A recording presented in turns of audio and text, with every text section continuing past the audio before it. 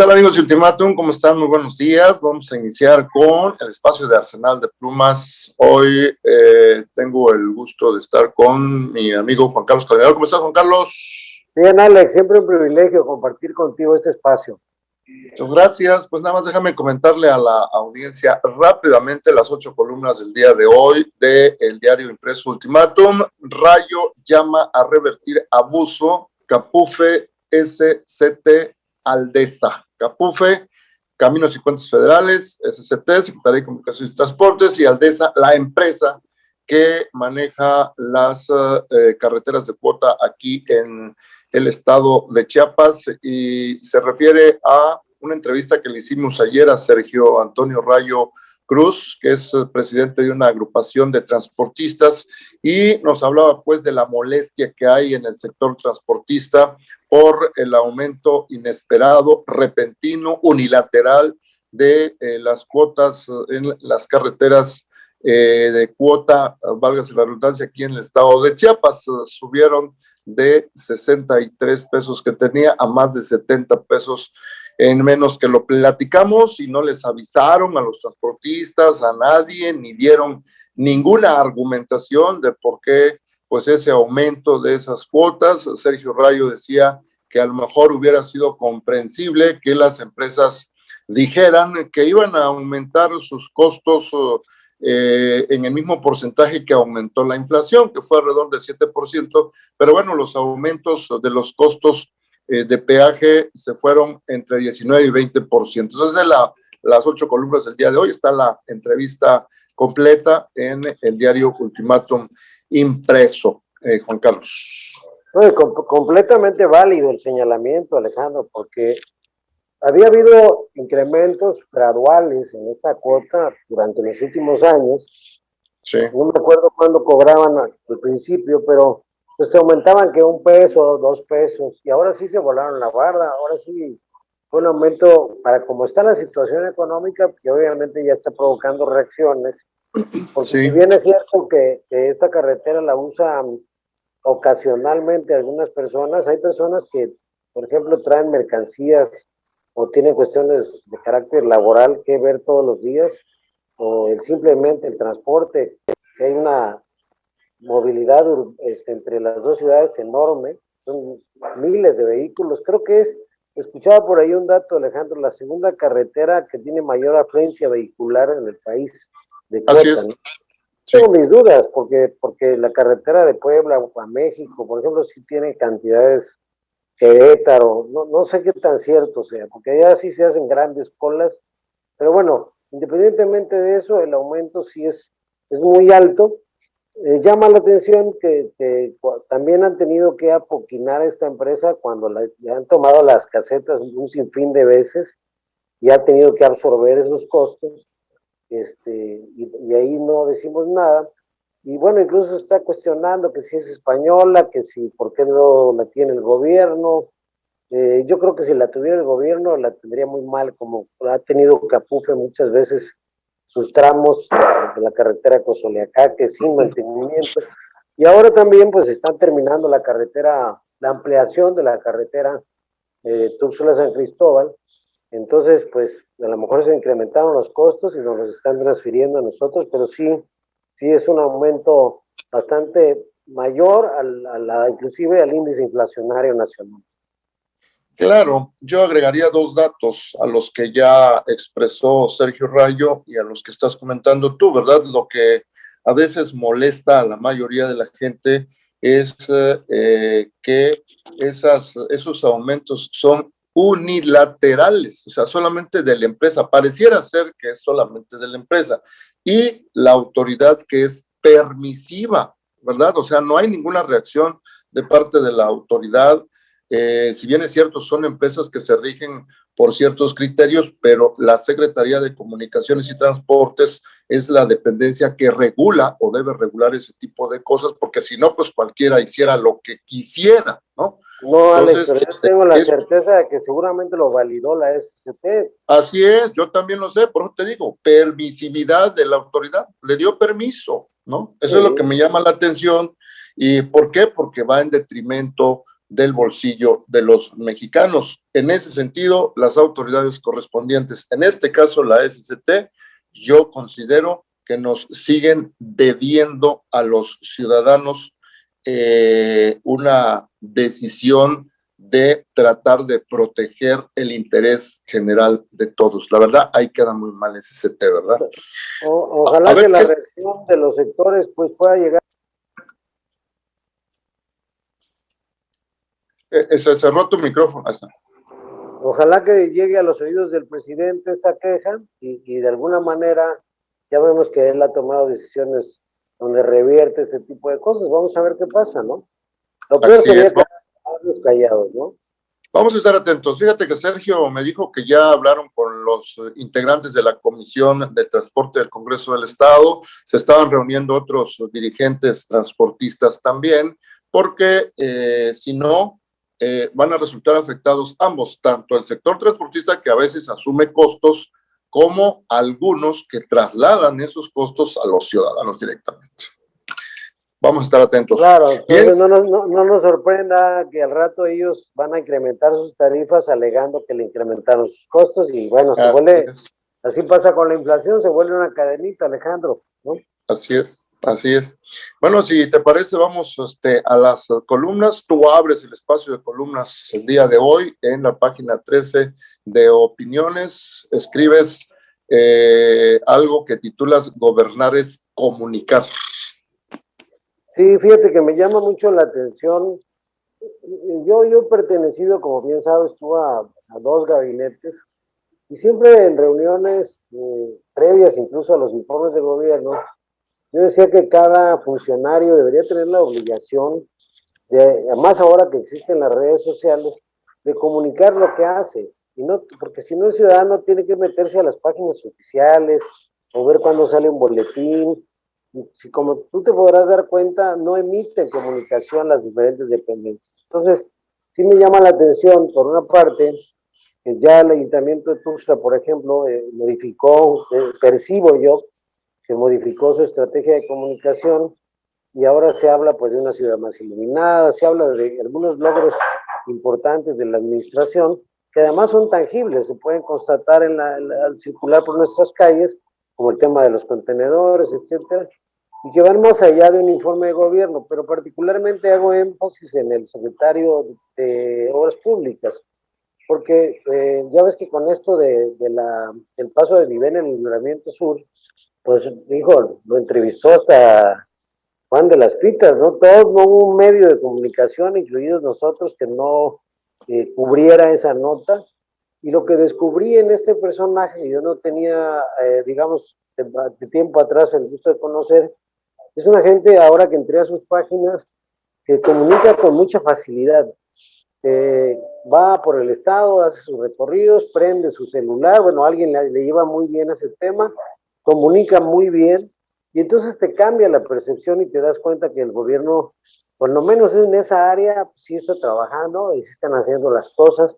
No sé qué tan buenas o qué tan malas, pero lo que se percibe es un funcionario trabajando, un funcionario comunicando lo que está haciendo, dando certidumbre. Hay muchas dudas ahora que vienen las nuevas obras que se van a hacer en el Libramiento Norte, que la gente, pues a veces nada más empiezan a trabajar y no les avisan, no toman sus previsiones. Acá han tenido la precaución de informar pues que van a haber pasos a desnivel desde la Torre Chiapas hasta la Coca-Cola, que van a tener un impacto positivo sobre la movilidad de los vehicular, que es un problema caótico en la ciudad, y que bueno, a mí me parece muy loable, muy ejemplar. A lo mejor me volví la barda y exageré un poquito, pero me parece que hay otros funcionarios, ahora viene la crítica, que ni siquiera sabemos qué están haciendo, Alejandro. No sé tú, por ejemplo, la secretaria del campo, ¿tienes alguna noticia, por ejemplo, de qué está haciendo, o qué otra dependencia te gusta que pensáramos? Que digas tú, oye, está chambeando, ¿no? O está calentando la silla esperando para cobrar su quincena. Mira, la fiscalía, por ejemplo, el procurador no sale a comentar temas relevantes, todo lo manejan a través de boletines, no hay este ejercicio que el presidente de la República ha instaurado de una comunicación permanente a través de las mañaneras, de un toma y daca, de preguntas al día, de cómo van las cosas. Entonces, pues que sirva de estímulo y de acicate para que se pongan las pilas otras partes del gabinete, porque la verdad es que da la percepción pues de que nomás están calentando la silla, a menos que tengan algo que informar, y si tienen algo que informar, la pregunta es ¿por qué no lo hacen? Sí, claro. Es No sé si estás de acuerdo. Sí, de acuerdo. Sorprendente porque en el caso mío que manejo espacios de noticias, a veces quiere uno saber qué está pasando en tal o cual dependencia y no hay nada y de repente me dicen es que estuvieron en Tapachula, estuvieron en Palenque, bueno, pues qué bien, pero no lo sabemos ni los medios, mucho menos los ciudadanos, ¿verdad? Sí, entonces, si quieres preguntarle a un secretario, por ejemplo, oye, sobre tal noticia que salió en relación a lo que usted hace, que le compete a su área, es pues imposible tener una entrevista con los funcionarios porque se agazapan en sus cargos y no dan la cara. Digo, yo soy funcionario, también dar la cara es un riesgo porque te arriesgas a que hay gente que no le gusta lo que digas y te va a sopapear de todas maneras. Por eso me parece destacable lo que hace en este caso el secretario, ¿no? Claro. Bien, si te parece, pasamos acá entre nos de tu servidor. Hoy abordo dos temas: 100 años de edad, pero vive en un rincón, odiado y repudiado. Me refiero a Luis Echeverría Álvarez, y cachetada con guante blanco a Moreno Cárdenas. Me refiero al líder nacional del PRI, Alejandro Moreno Cárdenas. Si quieres, nada más abordo brevemente lo primero de Luis Echeverría Álvarez. ¿Por qué surge el nombre de Luis Echeverría? Porque este lunes cumplió 100 años de edad y los medios lo tomaron como noticia. En principio, ese hecho, porque con haber cumplido 100 años de edad, él ha superado en longevidad a otros gobernantes como Porfirio Díaz, que murió a los 85 años de edad, y José López Portillo, su sucesor, quien ya falleció también a los 84 años de edad allá en el 2004. Ese fue un dato pues interesante que llama la atención, pero el otro, pues el comportamiento público que tuvo don Luis Echeverría a lo largo de dos sexenios, porque en un sexenio del 60 al 70 pues ocupó varios cargos, uno de ellos el de secretario de Gobernación, nada más y nada menos que con Gustavo Díaz Ordaz, cuando ocurrió los hechos que nadie olvida todavía, aunque se hayan pasado los años, del 2 de octubre allá en Tlatelolco, y después ya como presidente en el sexenio del 70 al 76, pues como que le aceleró el paso a un comportamiento más autoritario. Se habla que incluso que era espía de la CIA, que reprimía los actos masivos, sociales, a líderes como Lucio Cabañas, que en aquel entonces encabezaba la guerrilla, el halconazo del 10 de junio de 1972, en fin, pues todas esas cosas se relacionan necesariamente con el nombre de Luis Echeverría. Desde luego, eran otros tiempos, yo creo que era parte no sé si coincides, la cúspide del poder que tenía el PRI en aquel entonces, cómo trataban a la prensa, cómo trataban a los sectores, cómo manejaban las elecciones para que ganaran las elecciones presidenciales posteriores a quien el presidente ponía, cómo quitaban y ponían gobernadores a su antojo, en fin, pues todas esas cosas, ¿no? Pues ahí abordo algo de eso, de Luis Echeverría Álvarez, en ocasión de que cumplió 100 años. La semana pasada no ha tenido eventos públicos. Su nombre surgió hace algunos años cuando hubo una comisión de investigación de los hechos que acabo de comentar y lo juzgaron por genocidio y no recuerdo qué otros delitos, pero por su edad le dictaron prisión domiciliaria y se le vio apenas la semana pasada en silla de ruedas recibiendo vacunas anti-COVID allá en la Ciudad de México. Pero es muy interesante tu columna, Alex, de agradecerse, porque recuerdas eso que se llama el juicio de la historia, es decir, a pesar de que para muchas nuevas generaciones Echeverría ya es parte de un pasado que a veces ni se han de saber el nombre, ni han de saber que fue presidente, pero sí es importante revisar el pasado para ver el presente en ese contexto, porque Echeverría reunió dos cosas: el populismo exacerbado de izquierda enfrentó a los empresarios, por ejemplo, del Grupo Monterrey. También tuvo que ver algo en Tlatelolco y le tocó ya lo del halconazo, como dices tú, en el 71, si no mal recuerdo, y un gobierno completamente populista que se puso a repartir y dar por todos lados y que nos metió fue el principio de la enorme crisis que tuvimos que vivir varios años después los mexicanos, que tuvo como corolario a López Portillo. Esos dos sexenios que fueron terribles, y que por cierto la Cuarta Transformación, cuando hace su evaluación del pasado, no se mete precisamente, se para hasta de la Madrid, pero no juzga a estos dos expresidentes, porque en ese entonces López Obrador y todos los que hoy, Porfirio Muñoz Ledo, Cuauhtémoc Cárdenas, todos ellos estaban muy contentos con esa forma de gobierno más identificada con las ideas de izquierda, que el neoliberalismo, con la presencia de Salinas, de la Madrid, Zedillo, pues le vino a cambiar, modificar la forma de gobierno. Pero era, por un lado, el populismo exacerbado de izquierda y por otro lado, el presidencialismo ultranza, es decir, un presidencialismo que ejercía plenipotenciariamente, persiguió a los medios de comunicación y entonces, pues no se pudo escapar, no se le puede perdonar ni se puede olvidar pues lo que Fidel Castro llamaba el juicio de la historia. Si en Cuba no hay un juicio de la historia sobre Fidel es porque fue muy inteligente y supo, como si fuera un reinado, nombrar un sucesor, fue su hermano, y luego poner un incondicional como Díaz-Canel, que se ha encargado de preservar su memoria, lo mismo que está haciendo Nicolás Maduro en Guatemala, en Venezuela, que ya llenó de estatuas de Hugo Chávez todo ese país.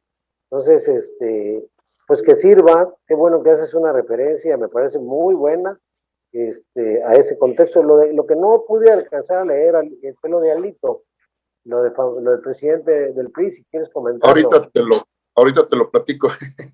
Nada más termino con lo de Luis Echeverría. Sí, efectivamente, es que no sé si te pasa a ti, yo creo que a muchos mexicanos nos pasa de repente cuando los gobernantes empiezan a hacer, a pesar de que esté mal, a hacer, y no pasa nada, o sea, no tienen contrapesos que los paren. Bueno, suponemos que en algún momento no van a tener que rendir cuentas ante la justicia, pero sí lo van a tener que hacer ante la historia. Y eso que le pasa a Luis Echeverría creo que es un ejemplo de eso, ¿verdad? Bien, pues lo de Alito. Mira, lo de Alito tomo como, bueno, Alejandro Moreno Cárdenas, líder nacional del PRI, digo cachetada con guante blanco a Moreno Cárdenas porque pues el presidente López Obrador dio a conocer una lista de nombramientos de embajadores y cónsules hace unos días y entre ellos pues nombró al exgobernador de Campeche, Carlos Miguel Aiza. ¿Quién es Carlos Miguel Aiza? Bueno, fue mano derecha de Alejandro Moreno Cárdenas cuando fue gobernador de Campeche. Lo nombró secretario general de gobierno, lo mantuvo muy cerca y cuando se va a dirigir el PRI nacional, pues lo deja como su sucesor.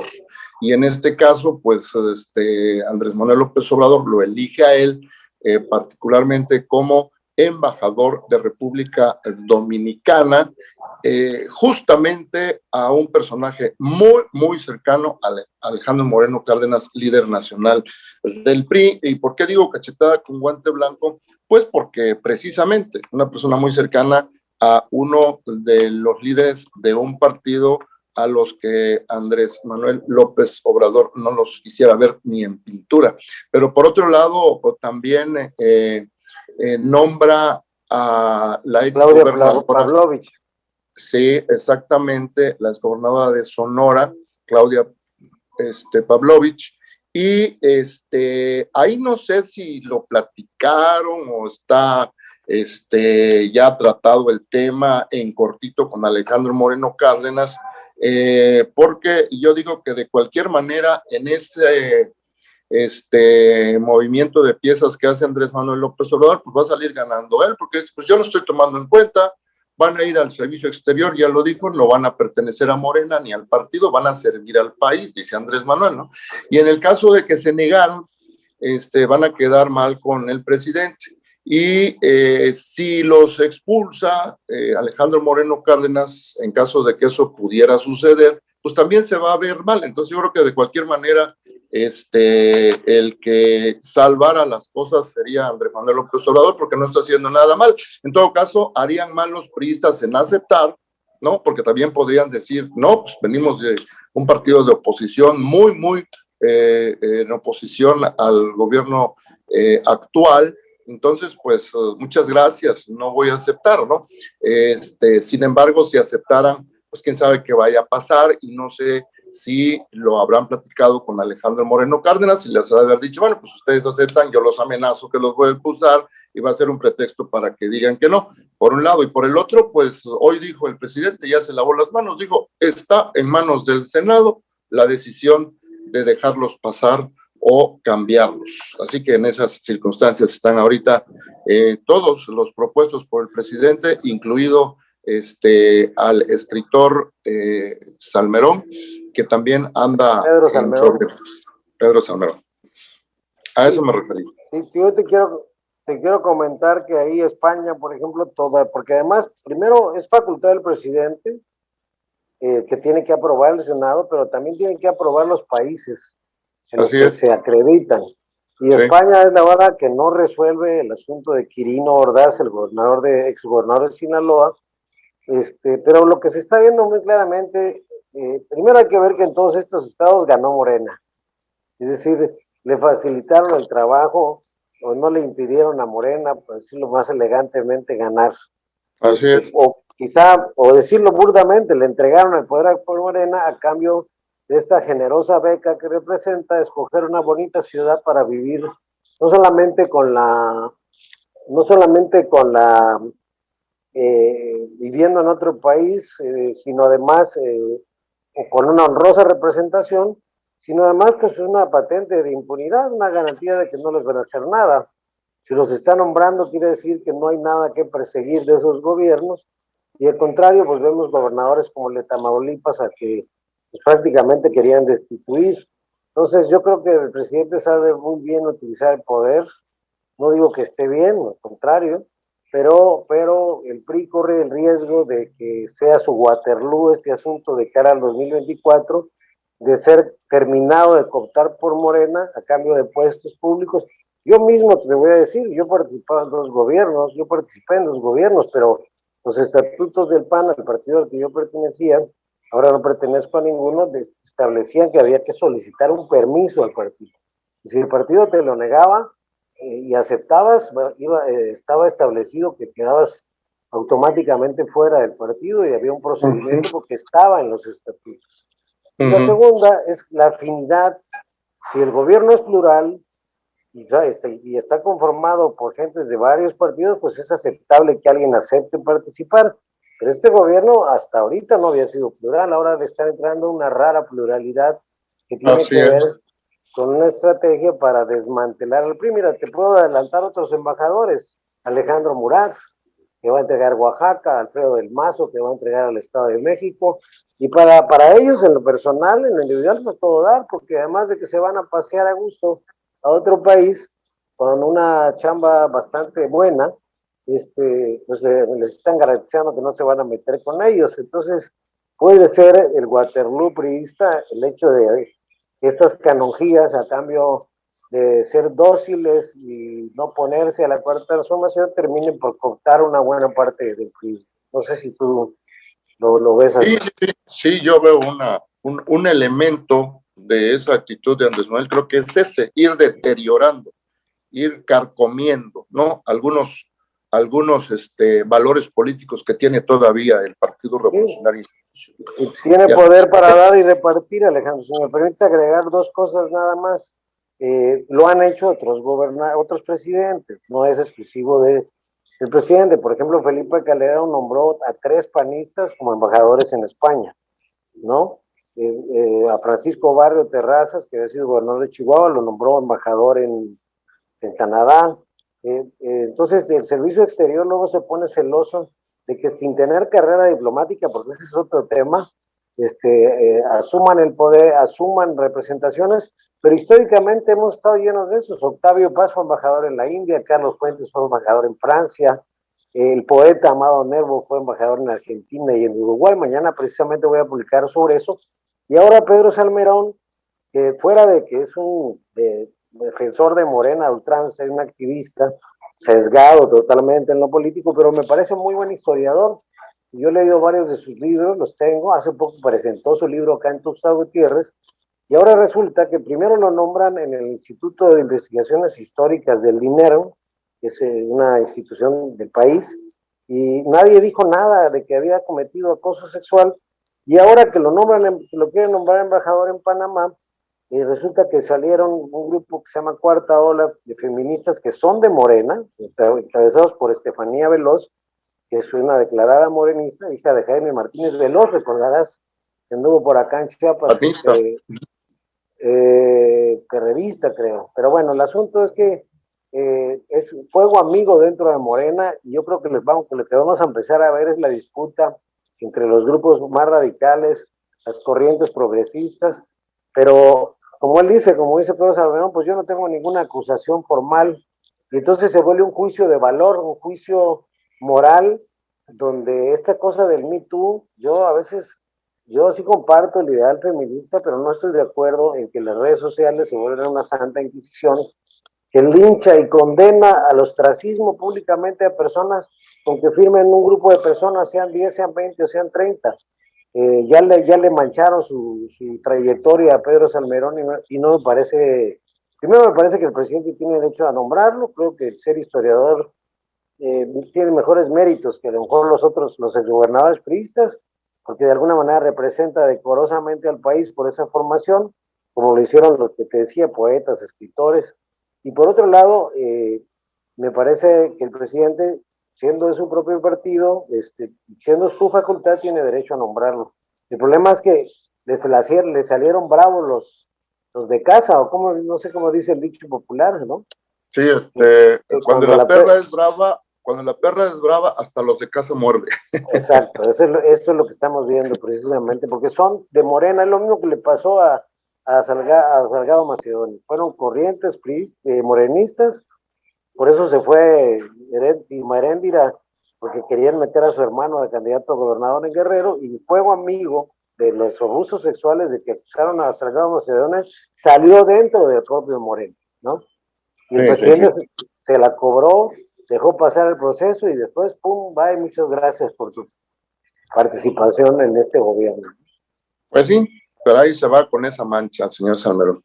Bueno, pues eso es lo de acá entre nos, de tu servidor. Ahorita pasamos, si quieres, a hashtag a la hora del pozol, que escribe Daniel Solórzano. Hoy se hace la interrogante, otro encierro oficial, rápidamente porque ya se nos está acabando el tiempo. Él aborda el tema de que por qué habrá mucha gente que está pidiendo otro encierro, otro confinamiento, cuando lo que debemos hacer es protegernos nosotros mismos. Hace una crítica a la sociedad y respecto de su comportamiento ante las olas del COVID-19, la cuarta que estamos viviendo. Y finalmente, quebradero, las creencias de Djokovic. Habla Javier Solórzano de lo que ya hemos platicado, de este tenista mundial que se negaba a vacunarse, bueno, se niega a vacunarse, aún así quiso entrar a Australia, logró entrar, pero ya en el aeropuerto lo cacharon, estuvo ahí en un juicio breve, legal en ese país, hasta que lo deportaron hace unos días. No podrá participar más ahí en Australia, por lo menos en estos tiempos. Y ahí Javier Solórzano pues hace la crítica de las creencias por encima de tan importante evento que era esta justa de tenis que se iba a celebrar allá en Australia. Dos temas, no sé si tienes algo que agregar. Claro, el tema de la legalidad en los países desarrollados. Serás fan de las pitas, pero aquí no pasas, porque tienes que cumplir como cualquier ciudadano con la normativa.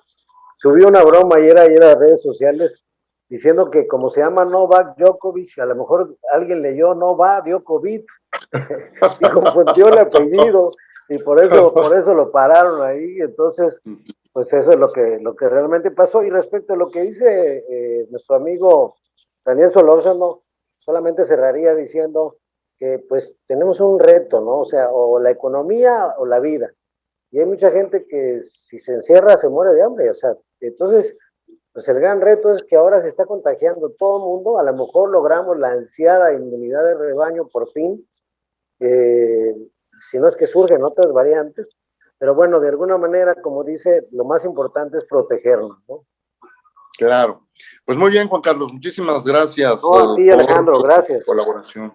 Estamos pendientes. Muchas gracias, Juan Carlos Catalimayor. Gracias a todos ustedes que nos hicieron el favor de escuchar y ver en esta tarde. Muy buenas tardes.